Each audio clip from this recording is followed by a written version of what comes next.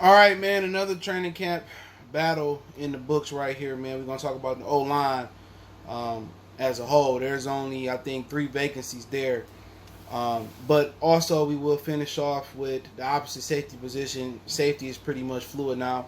Free can do what Strong can do, and Strong can do what Free can do, and sometimes Free can do what Nickel can do.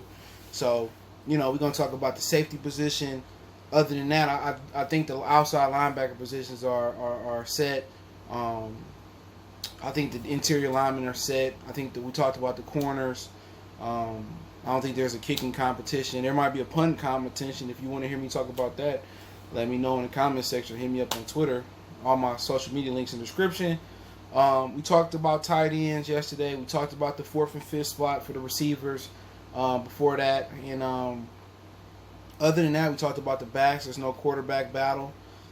So, really, this is the second from last one I'll be talking about, unless y'all want to hear about the punter battle, which should be a fairly short video. But let's talk about the O-line. Hit that subscribe button, bell icon button, share the video. It's your boy CJ Goodfellow, Motor City Sports Talk. And what I'm looking at is the interior positions, the guards, right, left guard, left tackle, center is set, in the right tackle position. Now, Bob Quinn left the door open for Big V to move into the interior to be interior lineman. So we know Terrell Crosby can basically play every position across the line. So I do think, let's start off at right tackle. I think there's a battle between Crosby and a battle between Big V for the right guard position. For the right tackle position. Honestly, from everything I read, and everything I heard about Big V, it's best if he go in the interior. I don't think he's athletic enough to hold down the edge in this division, to be honest. And if you don't move well enough, you're gonna get abused. Look at the Smith brothers, Preston Smith and Xavier Smith, whatever his name is. You still got Danielle Hunter out there. Seemed like Everson Griffin might go to Green Bay. I don't know how that's gonna work. Maybe he can stand up. I look at him as a 4-3 defensive end with his hand in the dirt. I guess Green Bay can make it work. But you look at Khalil Mack and what they doing now. They got Robert Quinn over there, so it may look like Rick Ragnar all over again. So, but also the Lions have the ability to go to a lot of 2 tight end sets. I think that should be their base offense with 2 tight ends out there to protect their tackles and to kind of keep the offense an enigma, because both your tight ends can block and both of them can go out for routes. But honestly, I think it's time for Terrell Crosby to get his shot. He's kind of like the Lil Adrian Waddle position, where Lil Adrian Waddle was the backup left tackle, the backup right tackle, and wherever else you needed him, he can hold down the fort there. And that's kind of Terrell Crosby role, is to be able to plug in and fill a need when somebody get injured. And at this point, I think it's time for him to get at right tackle and earn his keep. I would like to see him win that right tackle battle and put Big V on the inside. And, whoever win the left guard, or wherever they want to put him at, I will put him at left guard. Whoever win the right guard battle, now you got, 3 goons and on the interior with Ragnar, probably Jonah Jackson win the left guard spot, and then the right guard Big V. I think at that point they can move stuff in the inside. With Big V and Ragnar size, if they need they need a 1 yard or an inch, you run right behind those big fellas. And then on top of that, you got one of the best, who will be one of the best blocking tight ends in the game, and T.J. Hockenson out there. I think they're starting to put it together a little bit. And I think, Crosby, the question is, if Crosby was so good, why did Rick Ragnar go out there and continue to start over him? And that's a valid question. If, they know Rick Ragnar was moving on and Graham Glasgow was moving on, and they knew what they paid Big V to play right tackle, so Big V probably will play right tackle, and hopefully he's able to succeed. But it's a little bit different from the NFC East. NFC East is a little bit more different now too, with Chase Young and Ryan Kerrigan putting his hand in the dirt now. But the Giants, they really didn't have much of a D line, and the Eagles are obviously, he's with the Eagles, so he's seen Brandon Graham and those boys and Derek Barnett every day. But the Cowboys, DeMarcus Lawrence, he's done pretty well, and they have Robert Quinn. But it's different. We talk about Khalil Mack, Danielle Hunter, and the Smith brothers. He got to be able to be athletic. He got to be able to move. So I don't understand why the Lions like those big, slow right tackles. Understand the right is the run side, it's the anchor side. But maybe he can do it. I'm a fan of Terrell Crosby getting in there and show us what he got. But if he couldn't beat out Rick Wagner, then you probably going to see a situation where, Big V going to be our right tackle. Crosby going to be the Swiss Army knife, the backup, the majority of the linemen. And then we get to talking about the guards. We down to talking about Wiggins, Dow, Jonah, and Stenberg, and filling the interior. And then one thing you don't want is two rookies playing guard, because guard and center is the fastest way to the quarterback, straight in line. The tackle position, you kind of got to loop around and get to the quarterback, but the guard position in the center, it's a straight line there. But it's a good thing that you got a veteran right there in Frank Ragnow, who's probably one of the 5 or 6 best centers in the game that don't get talked about, there to help the rookies out. But, you know, just like I said before, if they got rid of Graham Glasgow, because they was confident in Dow or Wiggins, you know, or the draft picks they was going to pick, then so be it.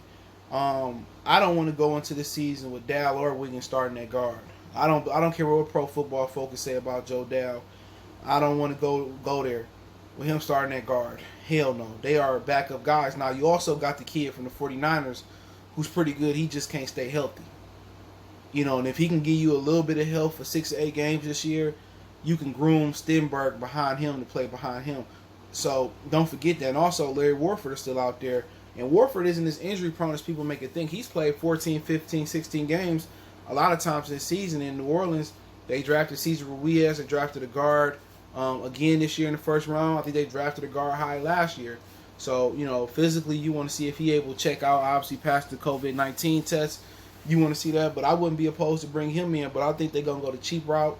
I think they're going to go there, and it's going to be an open battle at the guard position. I expect Jonah Jackson to win probably the left guard position, and, you know, Wiggins, Dow, and Stenberg, and it's probably going to go to Joe Dow. So, you know, unless Stenberg, he has to build up his strength a little bit before he can get out there and do some things. But they heavy at the guard position. If the 49ers guard can come in and stay healthy, it's probably going to be him at guard, and then Jonah Jackson at the other guard, and Big V at right tackle. And then you got some capable backups in Crosby, Wiggins, and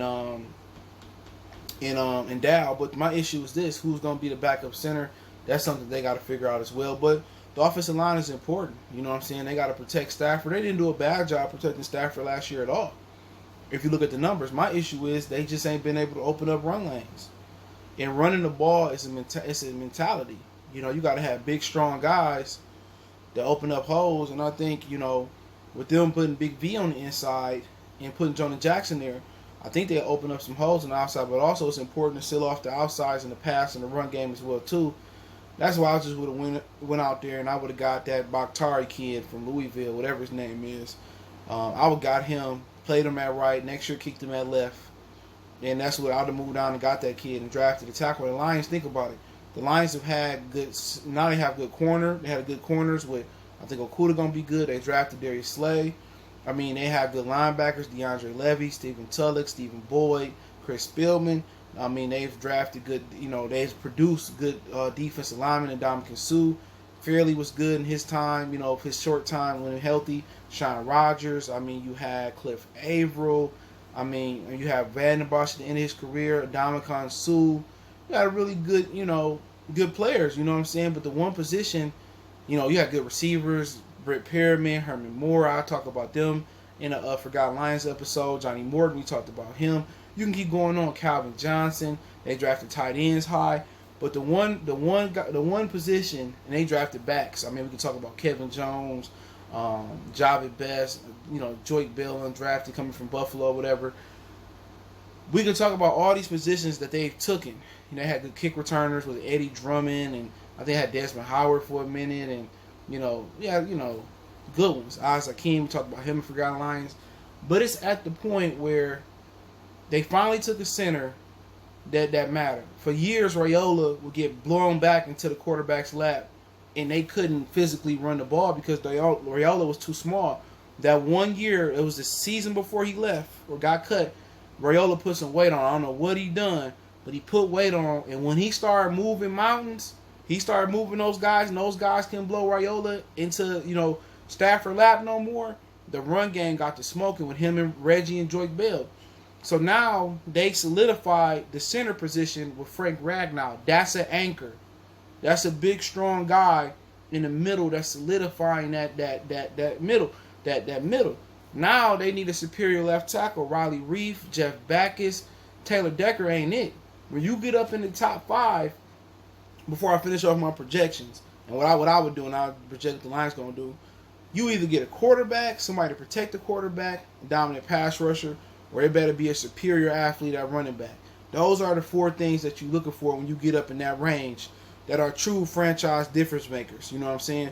And they should have took a left tackle. I'm not knocking Okudah, but they needed a left tackle, and it was some prospects where they could have moved down, got additional picks, and they could have took a left tackle, and that's what they needed. And Taylor Decker is just not that guy at left tackle. He can pass protect okay, but you need your left tackle to be athletic, run block, pass block, and that's what separates a lot of the really good teams is a superior left tackle. You know, and that's a position that the Lions just devalued, just like corner at one point in time. They devalued it. The left tackle position is too important to devalue it. It's already knocked Stafford out and made him miss his, second year of his career with Jeff Backus in a 2-point stance and Julius Pepper laying on top of him. You have to invest in that position. And people talk about Stafford, he had all these weapons, but the one thing Stafford never had in the majority of his career was a bona fide dog at center and a bona fide left tackle in the run game. And they had an opportunity to do that this year, and they didn't get the left tackle. And I'm just like, you got to find that athletic left tackle. That's very, very important, man, especially when there's a lid on your run game. And I just don't think the Lions is taking the run game serious enough. That's the one thing that's been wrong with this franchise is the inability to run the ball. And I've been saying it forever, When they came in with a defensive mind coach, I was saying, what the fuck are they doing? We need a guy who could take the lid off the run game. But let's finish with these projections. What I would do, and I'm going to give you what I'm going to do and what I'm going to project the Lions going to do is 2 different things. I slide Big V on the inside. Jonah Jackson, if he win the battle, he'll be my right guard. Big V, my left guard. Ragnar, my center. Can't do nothing but go with Taylor Decker at left tackle. And my right tackle will be Terrell Crosby. And that's how I rock out. What I anticipate they will do will be Big V at right guard, at right tackle. I think you will have Jonah Jackson occupying one of the guard spots. I'm not sure which one. Let's just say left guard. And I think I'm going to say right guard, I don't know. And then the other guard position is going to be Joe Dow, Ragnar, and Taylor Decker at left tackle. So I think that's the way they're going to roll. But hey, let me know what you guys think. Motor City Sports Talk. Don't forget to check out our Detroit Lions Talk playlist. We get some more news. I'll do some one-on-one Lions live streams or Piston live streams. So there really ain't much been going on. So make sure you hit that subscribe button, bell icon button, share the video. Follow me on all social media links in the description, Facebook, Instagram, Twitter. Want to make a donation, just share the video, but Cash App, PayPal in the description. And don't forget to check out my other channel for more sports music, news, and entertainment. Goodfellas Sports TV right here on YouTube. That's Goodfellas Sports TV. One time for the one time. It's your boy CJ Goodfella. Motor City Sports Talk. We're going.